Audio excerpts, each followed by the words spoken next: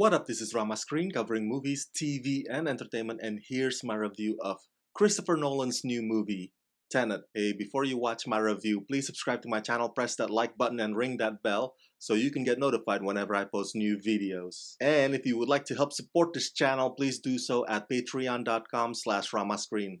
That's patreon.com/ramascreen. Let's rock this. Okay, so this movie has been out for a couple of weeks now and everybody under the sun has seen it. And yes, I'm very late to the party. But some of you had been asking me, Rama, where's your Tenet review? Where's your Tenet review, Rama? So this video is mainly for those of you who are still curious about what I think of this film. I'm not gonna make a forever out of it. Just brief bullet points after bullet points of what I like and don't like about Tenet. Simple and straightforward. Okay, I think I tweeted this a few days ago that the inversion, the whole inversion reversion part of this film is actually quite fascinating. And it's the stuff that will get everybody talking and scratching their heads, wondering how Nolan pulled that off. With that said, the film's arms dealer storyline puts me to sleep. It's boring as hell, and it's filled to the brim with generic lines like the one that Kenneth Branagh spews halfway through. If I can't have you, no one can. As if we don't already got that, Sherlock. You have been possessive of this one woman for much of the film. We have eyes, you know. You don't have to say it out loud like we're dumb. Which leads me to believe my long suspicion that Christopher's brother, Jonathan Nolan, has always been the better writer in the family. Christopher might be good at coming up with big concepts and big story ideas, but the scripting or the storytelling itself is more of Jonathan's strength. Overall, Tenet is like Mission Impossible and James Bond's distant cousin who cockily thinks he's a big boy now. Written and directed by Christopher Nolan, armed with only one word, Tenet, and fighting for the survival of the entire world, John David Washington is a protagonist who journeys through a twilight world of international espionage on a mission that will unfold in something beyond real time. It's not time travel, it's inversion.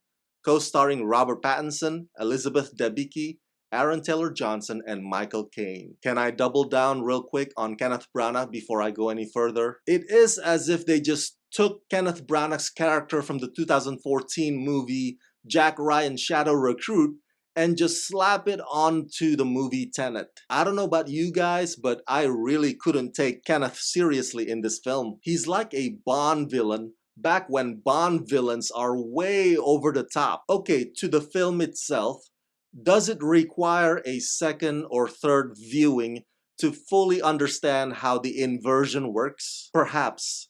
Even when the characters try to literally explain it to us, I totally get why it's difficult to wrap your head around why or how two rooms parallel to one another can run two different time effects. But here's the thing, the movie starts out on equal footing between the story and the concept. But as the story quality starts to dwindle down, at least for me, what happens is I start to look forward more and more to the concept in order to help me stay awake. I like John David Washington, and it's clear from his performance here that he's a very physical actor with lots of energy and stamina. And if a studio were to place a franchise on his shoulder, I think he can carry it through. His character in Tenet, however, has too many blind spots, but he's not as frustrating as Elizabeth Debicki, who is a fine actress. But unfortunately, her role gets reduced to just nothing more than a damsel in distress. Just like the rest of you,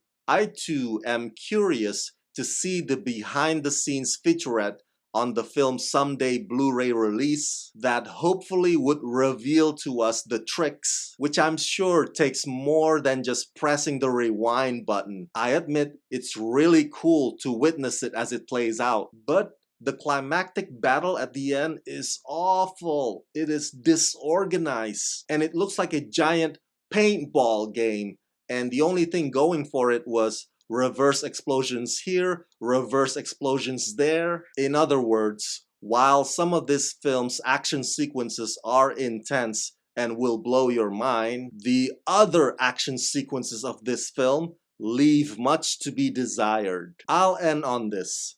I would not call Christopher Nolan's Tenet one of the best movies of the year. The fact that he insists on releasing it this year in theaters during the pandemic only points to his ego trip. But I'll give the movie 1,000 credits for its effort in trying to appear original. Make of that what you will.